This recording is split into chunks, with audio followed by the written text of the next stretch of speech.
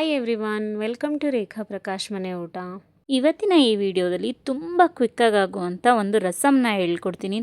ತುಂಬ ಟೇಸ್ಟಿಯಾಗಿರುತ್ತೆ, ಹಾಗೆ ಬಹಳ ಸಿಂಪಲ್ ಮಾಡೋದು.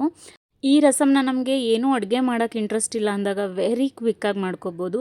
ಹಾಗೆ ನಮಗೇನಾದರೂ ಡೈಜೆಷನ್ ಇಶ್ಯೂಸ್ ಇದ್ದಾಗ ಮಾಡ್ಕೊಂಡು ತಿಂದರೆ ಎಲ್ಲ ನೀಟಾಗಿ ಊಟ ಡೈಜೆಸ್ಟ್ ಆಗುತ್ತೆ. ಹಾಗೆ ಬಿಗಿನರ್ಸ್ಗಂತೂ ಸಖತ್ ಹೆಲ್ಪ್ ಆಗುತ್ತೆ ಈ ರಸಮ್ಮು. ಬಿಕಾಸ್ ಕಾಂಪ್ಲಿಮೆಂಟ್ಸ್ ಅಂತೂ ಮಿಸ್ಸೇ ಇರಲ್ಲ ಈ ರಸಮ್ ಮಾಡಿದಾಗ ಬಿಗಿನರ್ಸ್ಗೆ. ಬನ್ನಿ ಹಾಗಿದ್ರೆ ಹೇಗೆ ಮಾಡೋದು, ಏನೇನು ಇಂಗ್ರೀಡಿಯೆಂಟ್ಸ್ ಬೇಕು ನೋಡ್ಕೊಳ್ಳೋಣ. ಮೊದಲಿಗೆ 1 ಸ್ಪೂನು ಮೆಣಸು, 1 ಸ್ಪೂನು ಜೀರಿಗೆ, ಸ್ವಲ್ಪ ಸೋಂಪು ಕಾಳನ್ನ ತೊಗೋಬೇಕು. ಜೊತೆಗೆ 2 ಟೊಮ್ಯಾಟೊ ರಸಮ್ ಆಗಿರೋದ್ರಿಂದ 2 ಟೊಮ್ಯಾಟೊ ತೊಗೊಳ್ಳಿ. ಅದರಲ್ಲಿ 1.5 ಟೊಮ್ಯಾಟೊ ಬಂದು ರುಬ್ಬಕ್ಕೆ ಹಾಕೋತೀನಿ. 1/2 ಟೊಮ್ಯಾಟೊ ಸಣ್ಣದಾಗಿ ಹೆಚ್ಚಿ ಹಾಕ್ತೀನಿ. ಆಮೇಲೆ ಸ್ವಲ್ಪ ಬೆಳ್ಳುಳ್ಳಿ ಮತ್ತು ಹುಣಸೆಹಣ್ಣು, ಜೊತೆಗೆ ಸ್ವಲ್ಪ ಕೊತ್ತಂಬರಿ ಸೊಪ್ಪು, ಖಾರಕ್ಕೆ 2 ಖಾರದ ಮೆಣಸಿನ್ಕಾಯಿ, ಕಲರ್ಗೆ 2 ಬ್ಯಾಡಗಿ ಮೆಣಸಿನ್ಕಾಯಿ, ಅದ್ರ ಜೊತೆಗೆ ಸ್ವಲ್ಪ ಕರಿಬೇವಿನ ಸೊಪ್ಪು, ಇಷ್ಟನ್ನು ಹಾಕ್ಕೊಂಡು ನುಣ್ಣಗೆ ರುಬ್ಕೋಬೇಕಾಗುತ್ತೆ. ಒಂದು ಚಿಕ್ಕ ಜಾರ್ಗೆ ಹಾಕ್ಕೊಂಡು ನೋಡ್ತಾ ಇದ್ದೀರಾ, ಇಲ್ಲಿ ನಾನು ನುಣ್ಣಗೆ ರುಬ್ಕೊಂಡಿದ್ದೀನಿ ಎಲ್ಲನೂ ಇಂಗ್ರೀಡಿಯೆಂಟ್ಸ್ನ ಒಂದಕ್ಕೆ ಹಾಕ್ಕೊಂಡು. ಇವಾಗ ಒಗ್ಗರಣೆ ಹಾಕಬೇಕು ಟೊಮ್ಯಾಟೊ ರಸಮ್ಗೆ. ಸೊ ಅದಕ್ಕೆ ಒಂದು ಕಡಾಯಿ ತೊಗೊಂಡು ಸ್ವಲ್ಪ ಎಣ್ಣೆ ಹಾಕ್ಕೊಂಡಿದ್ದೀನಿ. ಎಣ್ಣೆ ಬಿಸಿ ಆದ ನಂತರ ಸ್ವಲ್ಪ ಸಾಸಿವೆ, ಸ್ವಲ್ಪ ಜೀರಿಗೆ ಮತ್ತು ಬ್ಯಾಡಗಿ ಮೆಣಸಿನ್ಕಾಯಿ 2 ಈ ಥರ ಮುರಿದು ಹಾಕ್ಕೊಳ್ಳಿ. ಜೊತೆಗೆ ಕರಿಬೇವಿನ ಸೊಪ್ಪು, ಆಮೇಲೆ ಸ್ವಲ್ಪ ಸಣ್ಣ ಕಟ್ ಮಾಡ್ಕೊಂಡಿರುವಂಥ ಅರ್ಧ ಟೊಮೆಟೊನ ಸೇರಿಸ್ಕೊತಾ ಇದ್ದೀನಿ. ಜೊತೆಗೆ ಸ್ವಲ್ಪ ಅರಿಶಿನ ಸೇರಿಸ್ಕೋಬೇಕು.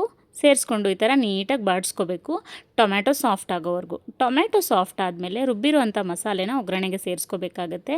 ಸೇರಿಸ್ಕೊಂಡು ಹಸಿ ಸ್ಮೆಲ್ ಹೋಗೋವರೆಗೂ ಈ ಥರ ಫ್ರೈ ಮಾಡ್ಕೋಬೇಕು ಲೈಟಾಗಿ. ಅದಾದಮೇಲೆ ನಾವು ನೀರನ್ನ ಸೇರಿಸ್ಕೋಬೇಕಾಗತ್ತೆ. ನೀರು ನಿಮಗೆ ರಸಮ್ಗೆ ಎಷ್ಟು ಬೇಕೋ ಅಷ್ಟು ಸೇರಿಸ್ಕೊಳ್ಳಿ. ಆ್ಯಂಡ್ ಸ್ವಲ್ಪ ತೆಳುವೇ ಇರಲಿ ಕನ್ಸಿಸ್ಟೆನ್ಸಿ, ಯಾಕಂದರೆ ರಸಮ್ ಎಲ್ಲ ಸ್ವಲ್ಪ ತೆಳು ಇದ್ದರೆ ಚೆನ್ನಾಗಿರುತ್ತೆ. ಅದಾದಮೇಲೆ ರುಚಿಗೆ ತಕ್ಕಷ್ಟು ಉಪ್ಪು ಮತ್ತು ಒಂದು ಸಣ್ಣ ಚೂರು ಬೆಲ್ಲನ ಹಾಕ್ಕೊಂಡು ಚೆನ್ನಾಗಿ ಕುದಿಸ್ಕೋಬೇಕು.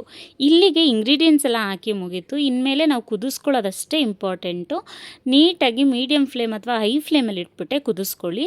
ಆ್ಯಂಡ್ ಲಾಸ್ಟ್ಗೆ ಚೆನ್ನಾಗಿ ಕುದ್ಮೇಲೆ ಕೊತ್ತಂಬರಿ ಸೊಪ್ಪು ಆ್ಯಡ್ ಮಾಡಿದ್ರೆ ರಸಮ್ ರೆಡಿ ಅಂತ ಅರ್ಥ.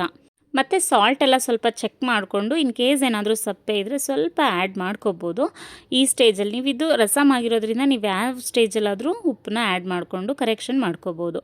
ನೋಡ್ತಿದ್ದೀರಾ ಅಲ್ವಾ, ಟೊಮ್ಯಾಟೊ ರಸಮ್ನ ಮಾಡೋದು ಎಷ್ಟು ಸಿಂಪಲ್ ಆ್ಯಂಡ್ ಎಷ್ಟು ಚೆನ್ನಾಗಿ ಕಾಣ್ತಿದೆ ಅಂತ. ಬಿಸಿ ಅನ್ನೋದ ಜೊತೆ ಅಂತೂ ವಂಡರ್ಫುಲ್ ಕಾಂಬಿನೇಷನ್ ಅಂತಲೇ ಹೇಳ್ಬೋದು. It definitely helps to proper digestion. ಇದಾಗಿತ್ತು ಇವತ್ತಿನ ಸ್ಪೆಷಲ್ ರೆಸಿಪಿ.